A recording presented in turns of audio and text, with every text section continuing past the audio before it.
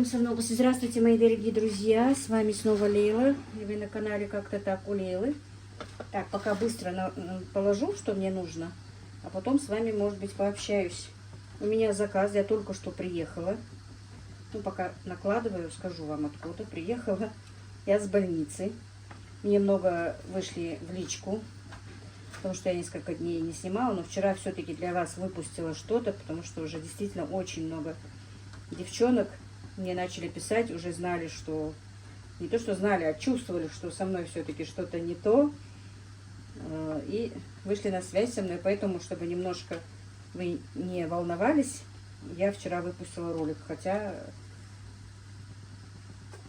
мне немножко и было сложновато. Но, алхамдулилля, сейчас я чувствую себя немного лучше. Я уже была у врача. Вчера была у врача. Сегодня уже ездила, прокапалась. Приехала буквально минут, полчаса, наверное, как приехала, и Танзила мне позвонила, она тоже сейчас, у нее тоже началось лечение, и у нее, и у ее свекрови, как будто бы мы все вместе сговорились и одновременно заболели. Ну вот, приготовила, отправляю, сейчас такси уже ждет меня, ну, решила все-таки вам тоже показать. Так, я надела перчатку, все.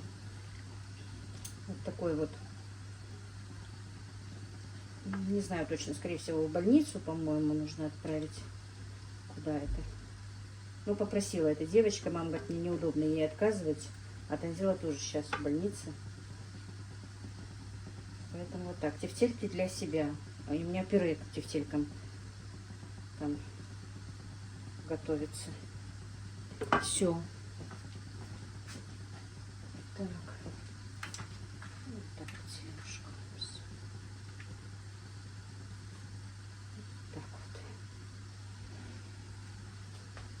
Сейчас отправлю быстро. И, мои дорогие, вышла немножко на прогулку. Уже 4 час вечера. Видите, у нас солнечно, тепло, 15 градусов тепла. Представляете, конец ноября. Конечно, сейчас немножечко пока иду, расскажу вам, наверное, хотя не очень-то красиво говорить, наверное, о болезни, но немножко. Так, смотрите, сколько вот разбили окна. Вот этих детей, конечно, надо было бы побить, которые разбили окна в этом доме. Представляете? Не знаю, почему такие дети. Дело в том, что многие мои подписчики знают, что я, в принципе, должна полгода один раз сделать себе лечение. Ну, у меня проблемы с сонными артериями. Остальные болячки не будем брать в счет. Но вот проблемы с сонными артериями у меня уже приличное время. На одну сонную артерию мне была сделана операция. Так, сколько я вам скажу, лет 6-7 тому назад примерно, по-моему. Изгиб сонной артерии был сильный. Но через несколько лет я узнала, что и еще одной сонной артерии тоже большой изгиб. Даже не просто изгиб, а петлеобразный изгиб. И поэтому уже мне невропатолог рекомендовал полгода один раз лечиться. Были какие-то времена, что я даже 3 раза пропускала лечение. Это мне было хорошо, нормально. А на сей раз я не знаю, что случилось. И я, если честно, даже не знаю, по каким факторам у меня это начинается. Потому что, в принципе, ничего. У меня все идет, как идет. Что нервничаю, что работаю, что это все последние 5-6 лет, в принципе, одинаково. Но я уже... Мои давнишние подписчики знают, что где-то... Я думала, еще хотя бы уже полгода прошло, но посмотрела по своим документам, всего 5-й месяц, как делала лечение. Что-то я сейчас рано начала. И мне буквально уже 4 дня тому назад уже потихонечку стало становиться не по себе. Очень неприятное ощущение. У кого проблемы с сосудами, это знает. Даже мы сейчас сегодня и вчера списывались. Ну, мы уже почти каждый день общаемся. с блогером Зинаидой Копьевой, что у нее тоже практически такие же проблемы с сосудами. И то же самое. Это головокружение, это пошатывание, это неприятные какие-то ощущения. Вообще вот болеть ничего не болит, но какой-то вот дисбаланс в организме. Ты ничего не хочешь делать, апатия какая-то, неясность какая-то в голове, что-то такое, шум. А у меня вот в одном ухе шум сильный. Но у меня еще и синдром Меньера, поэтому шум в этом ухе. И это ухо у меня практически не слышит. Так, друзья, я вроде бы телефон поднесла совсем близко, и должно быть слышно. Микрофон мы заказали. Там несколько человек пишут, что плохо слышно. В основном никто не жалуется, но вот нескольким людям не слышно. Может быть, это их телефоны, но... Или, я не знаю, или ноутбук, не знаю что. Но по-любому мне не хочется, чтобы кому-то было некомфортно меня слушать. Заказали. Нет у нас продажи для айфонов микрофонов. Ну, более-менее нормальных. Поэтому заказали. Не знаю, когда будет. Уже 3 дня как заказали, но пока нет. Пока заказала проводной, потому что беспроводной все-таки стоит очень дорого. Сейчас я не могу его себе позволить. Вот так вот, друзья. Это просто можно сказать, будет ролик. Просто пойдемте со мной погулять, да? Вы знаете, что я на правильном питании и что нагрузки нужны. Ну, нагрузки, тем более сейчас, когда у меня обострение моей болезни, мне нельзя делать такие упражнения. Но понемножечку хочу хотя бы походить. Я уже ходила, можно сказать, километр туда, километр обратно. А по большому счету нужно побольше. Но вот эта вот дорога, что я сейчас иду, она с одной точки с моей улицы до конца идет. Вот. Но до конца я сегодня не дойду. А немножко захотелось просто подышать воздухом. И я иду не быстро, иду потихонечку. Ну, а желательно, конечно, таким хорошим шагом. Бегать мне нельзя, прыгать мне тоже нельзя, конечно. Вы простите, что еще раз я сказала, что вообще-то не принято говорить о болячках. Ну так, сейчас они, по-моему, есть у всех. Даже у молодежи. Вот, хожу капаться в частную клинику, но они принимают по страховому полису, по ОМС бесплатно. У них есть какие-то платные, но вот то, что мне нужно, это бесплатно. Врач меня тоже принял бесплатно. Какие-то препараты у них есть, они мне их делают. Системы и сами шприцы тоже у них есть. Вода для инъекций тоже есть. И делают они уколы и капельницы тоже бесплатно, не платно. Но какие-то препараты мне пришлось на этот раз купить побольше даже. В тот раз я потратила только около 3000 на препараты. Сейчас я уже потратила 7000, и мне еще нужно купить один препарат. Его не было просто в аптеке на 5 дней. Не знаю, сколько он будет стоить. Но пока мне его нужно только через 5 дней. За это время в другой аптеке поищу, куплю. Вот такие вот дела у меня, друзья.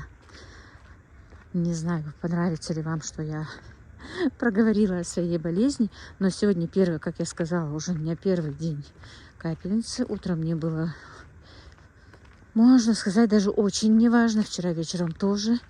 И прокапалась, приехала. Намного, можно сказать, лучше. Машалла, боюсь даже сглазить.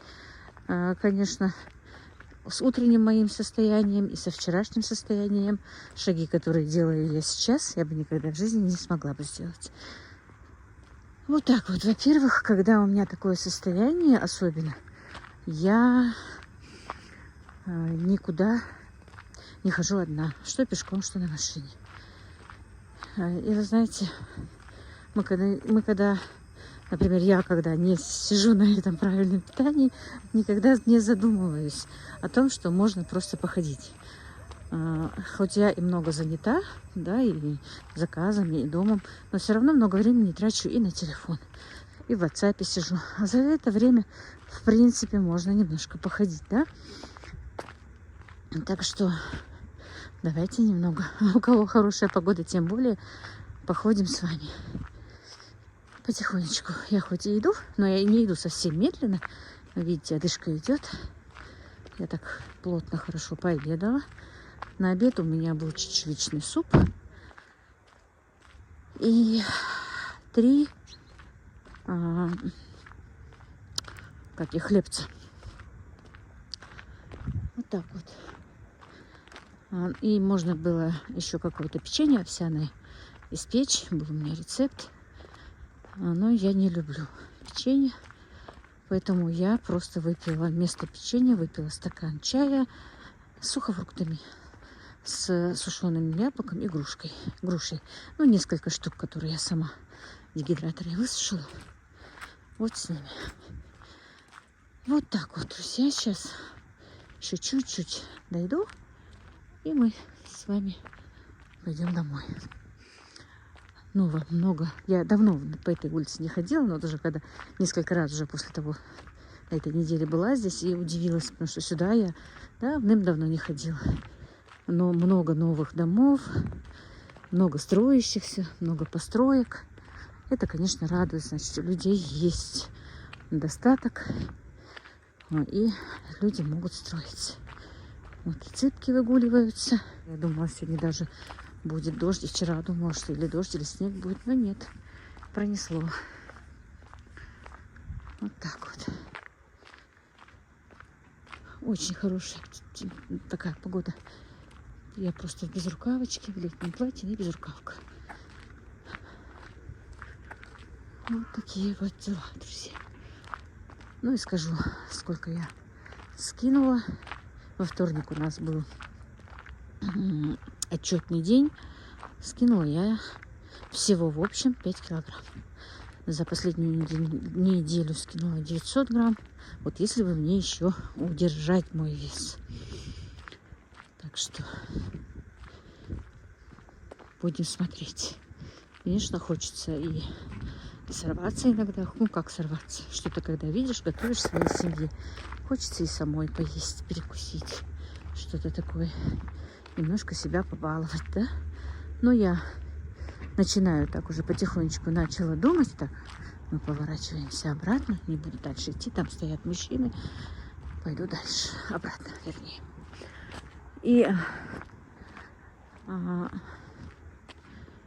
когда уже рука у меня тянется к чему-нибудь, чтобы взять в рот, я про себя думаю, ради чего я это месяц терпела, можно сказать, не ела, удерживалась. Нет, не буду.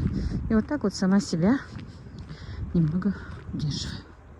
Ну, посмотрим, сколько. Я не гарантирую, что меня хватит надолго, но, по крайней мере, мне нужно было это сделать именно для моего здоровья. А в моем возрасте, в принципе, красота уже, по большому счету, не имеет значения. Хотя, наверное, женщине в любое время надо быть, ну, как сказать, ну, сказать красиво, я не знаю, но как бы, чтобы, ну, выглядеть прилично, по крайней мере, да, в любом возрасте и любой веры и любой национальности. Поэтому вот решила взяться за себя просто поэтому. Потому что если запускать, то вес будет идти вперед. Но с моим ростом... Ой, Дима мой, какой хороший котенок. Димасенький, ну иди сюда, иди, маленький. Дима, меня косёська. Ой, ты мой хороший. Дима, мой золотой. Человек. Ай, мы тебя дорос, мама, не тебя дорос. Ай, сега, выйди, мама, сега. Ай, Дима, какой ласковый. Котеночек маленький. Дима, мой человечек. Я, маме, дохтись. Мама, сега, выйди.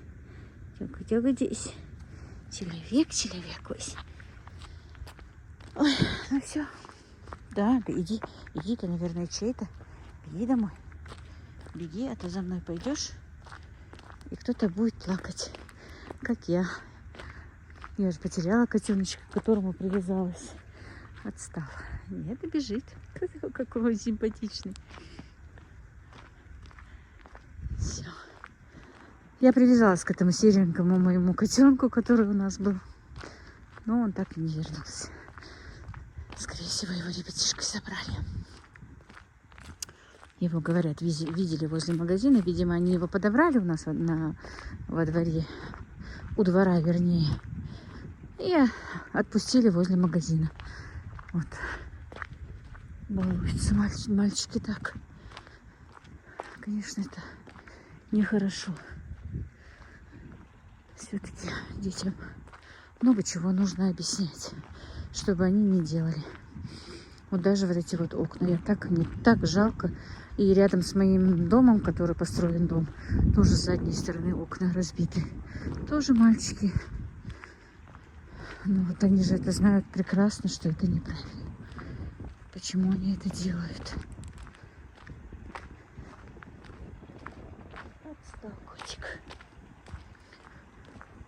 Вот если бы эти котята еще не росли, было бы здорово. Я люблю маленьких котят, но они потом в таких больших котов превращаются, как мой Каспер. И представляете, сегодня Каспер такой нежный был со мной. Он же никогда на коленки не садится, никогда не дает себя ласкать. Он даже вот он рядом стоит, ты хоть чуть-чуть его коснешься, проходишь, все, он начинает. А сегодня прям забрался на коленки и ни в какую даже сходить не хотел. И мурлыкал. Я вообще крайне редко слышу, чтобы он мурлыкал. Вот буквально за сезон построили вот этот вот большой двухэтажный дом. Симпатичный. Мне нравятся дома вот из такого светлого кирпича. Вот так вот.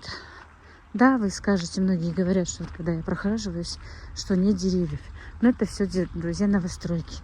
Здесь же никто пока еще не живет. И, конечно, пока не построится, пока не установят что и как, никто не сажает деревья. Потому что у нас все-таки любят строиться, сначала построиться. Не сразу знают, где у них что будет, где будет дом, где будет навес. У нас, в принципе, во всех дворах есть или закрытые, или открытые навесы. Это просто, можно сказать, даже у нас положено. Потому что когда свадьба, когда похороны, старейшины сидят во дворе под навесом. Вот, когда мы сюда переехали жить, был вот этот вот один дом, вот этот один двор только построен. По всей этой улице больше никого не было. Здесь не было домов. И вот этот вот был, и то не такой кирпичный. Вот этот дом очень нравился Ибрагиму. Он говорил, я тоже такое построю, чтобы вот такой красивый был кирпич. Ему же тогда еще 3 лет не было. Вот с той стороны дороги вот этой вот не было.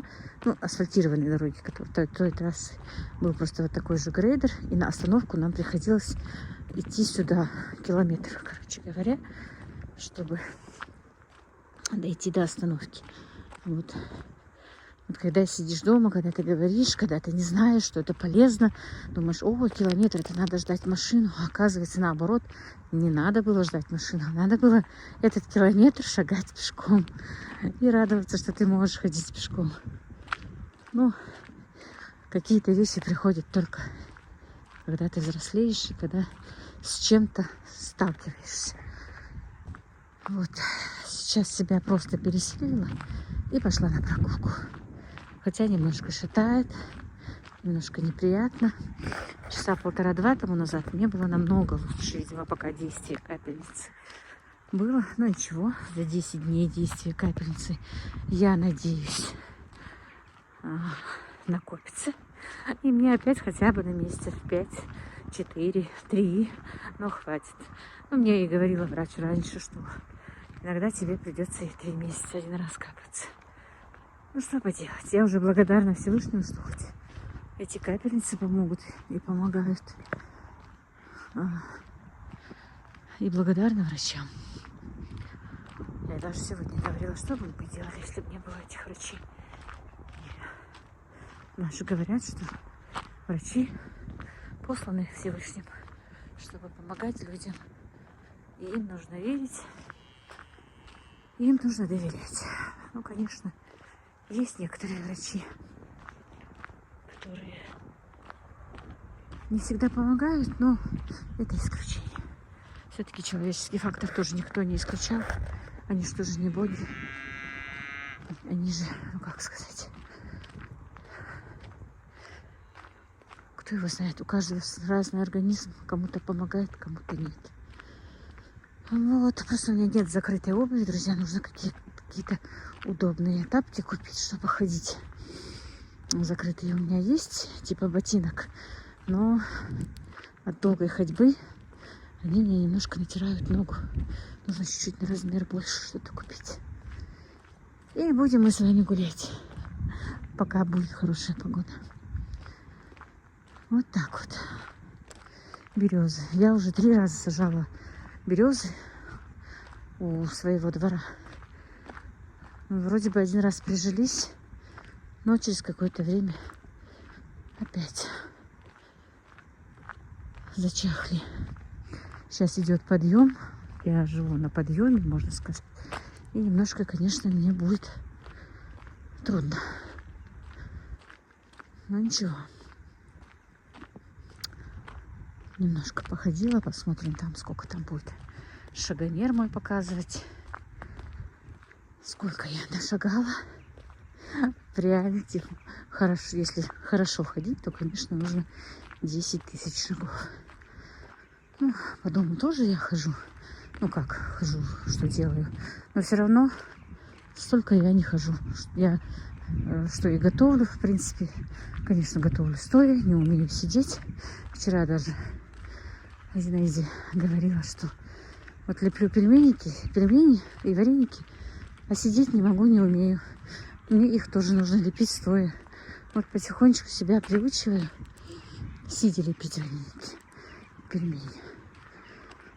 Так, у меня сейчас по плану уборка в кухне. Я не убиралась. Отправила заказ. Пообедали мы все. Посуду собрала.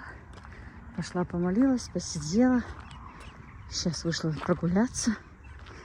Сейчас быстренько дойду до дома. Сделаю уборку. И уже посмотрю по здоровью. Если смогу, то нужно мне еще сделать пельмени. Еще один заказ у меня поступил. Да и тот я еще не весь выполнила.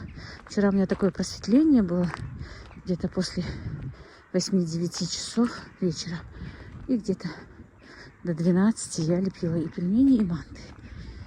Ну, потом легла. Вот так показываю дома, потому что вам нравится смотреть наши дома, как я поняла. Вот тоже недавно построили. Строят, конечно, у нас добротно, хорошо. Но мне нравится так смотреть двухэтажные дома, но я бы не хотела сама их. Мне нравятся такие. Мне не нравится, если честно, планировка моего дома. Мне нравится, когда вот такой дом квадратный, чтобы была прихожка, как бы холл, и комнаты туда и сюда. И, ну, когда строили мне дом, мне же эту планировку делал дядя моего мужа, тогда мне было неудобно даже сказать, как я хочу.